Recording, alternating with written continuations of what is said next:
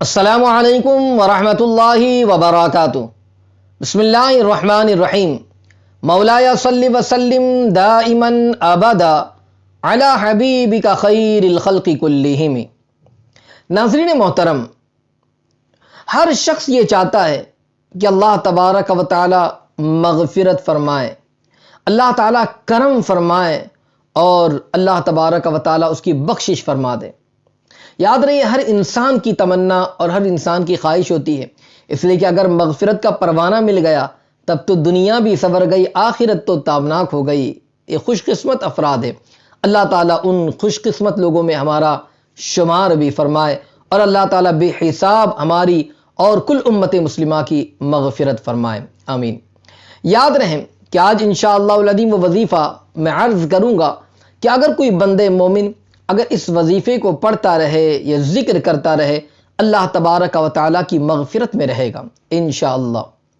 آئیے وظیفہ اور اس کا طریقہ عرض کروں، مگر اس سے پہلے گزارش کرتا ہوں، اگر آپ نے ابھی تک ہمارے چینل کو سبسکرائب نہیں کیا تو آپ ابھی ہمارے چینل کو سبسکرائب کر دیں اور بیل بٹن دبانا نہ بھولیں تاکہ ہماری آنے والی ہر نئی اسلامی اور روحانی ویڈیو کی نوٹیفیکیشن سب سے پہلے آپ تک پہنچے۔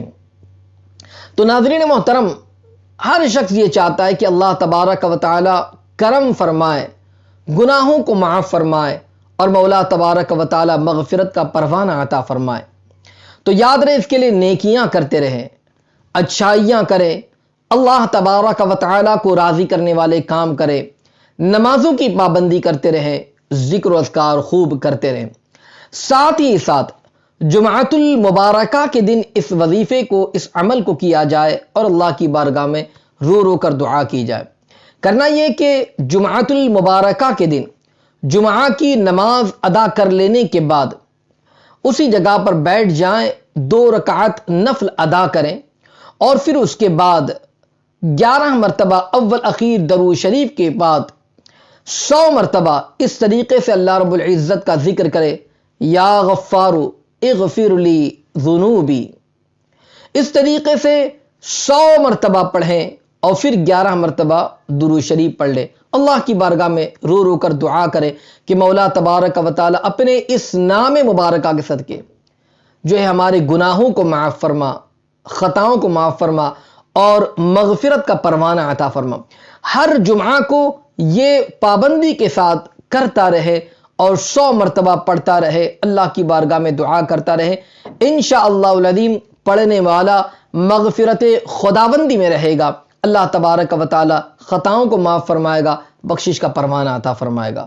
تو اس لیے اللہ تبارک و تعالی کا ذکر کرتا رہے اور جمعۃ المبارکہ کے دن ضرور از ضرور ایک تسبیح اس وظیفے کو پڑھ لے، اللہ کی بارگاہ میں دعا کریں، اللہ تعالی ہم تمام کے گناہوں کو معاف فرمائے اور مولا تبارک و تعالی ہم تمام کو بخشش و مغفرت کا پروانہ عطا فرمائے اور مولا تبارک و تعالی ہماری اور کل امت مسلمہ کی بخشش و مغفرت فرمائے، آمین۔